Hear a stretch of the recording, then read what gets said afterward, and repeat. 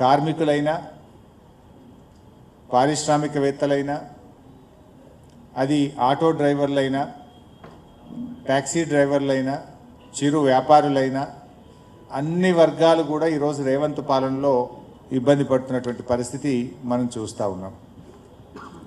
అందువల్ల ఈరోజు ఈ రాష్ట్రంలో ఎవరైనా హ్యాపీగా ఉన్నారంటే 4 బ్రదర్స్ మాత్రమే హ్యాపీగా ఉన్నారు. 4 బ్రదర్స్ తప్ప 4 కోట్ల ప్రజల్లో ఇలా అసంతృప్తి ఉన్నది. ఇచ్చిన ఏ గ్యారంటీలు అమలు కాలేదు.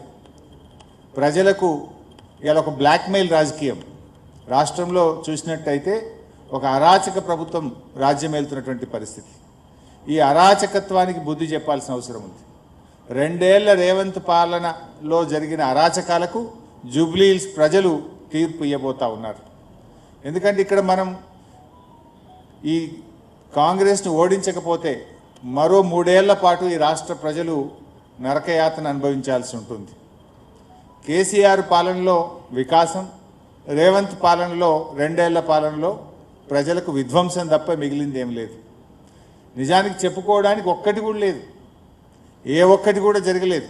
పథకాలు కేసీఆర్ గారు అందించిన సంక్షేమ పథకాలు ఒకటొక్కటిగా రద్దవుతూ ఉన్నాయి. ఒకటొక్కటిగా చెప్పకుండానే వాటి అమలు నిలిచిపోతూ ఉంది తప్ప కొత్తగా వస్తున్నటువంటిది అయితే ఏమీ లేదు.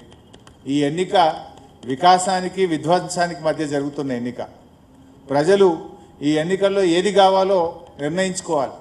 వికాసం గెలవాలా, విధ్వంసం గెలవాలా? ఈరోజు మీరు చూస్తే హైడ్రా పేరిట జరిగిన అరాచకం అంతా ఇంత కాదు. మనం అందరం కూడా చూస్తున్నాం. ఇట్లా చూస్తే అసలు రాష్ట్రంలో ఒక బ్లాక్మెయిల్ పాలన. రేవంత్ పాలనలో మీరు చూస్తే basically Revanth is a blackmailer. ఈ రాష్ట్రంలో అందరికీ తెలుసు. సమాచార హక్కు చట్టాన్ని ఉపయోగించి ఏ రకంగా ఇండస్ట్రియలిస్టులను, రియల్ ఎస్టేట్ వ్యాపారులను బ్లాక్మెయిల్ చేసిండో ఈ రాష్ట్రంలో, హైదరాబాద్లో మీలాంటి జర్నలిస్టులకు, రాష్ట్ర ప్రజలకు తెలుసు. ముఖ్యమంత్రిగా కూడా ఈరోజు బ్లాక్మెయిల్ చేస్తున్నాడు రేవంత్ రెడ్డి పాలన. ఇవాళ ఉదాహరణకు మీరు చూడండి, ఫీజు రియంబర్స్మెంట్ రాలేదు అని కాలేజీలు 2 సంవత్సరాల నుంచి కాళ్ళ చెప్పులు అరిగేలా ప్రభుత్వం చుట్టూ తిరిగారు. మంత్రులను కలిశారు, ముఖ్యమంత్రిని కలిశారు, అధికారులను కలిశారు.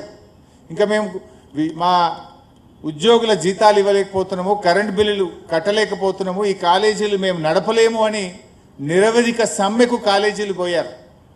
నిరవధిక సమ్మెకు పోతే ఆ కాలేజీల మీద విజిలెన్స్ దాడులు చేపిస్తున్నాడు రేవంత్ రెడ్డి.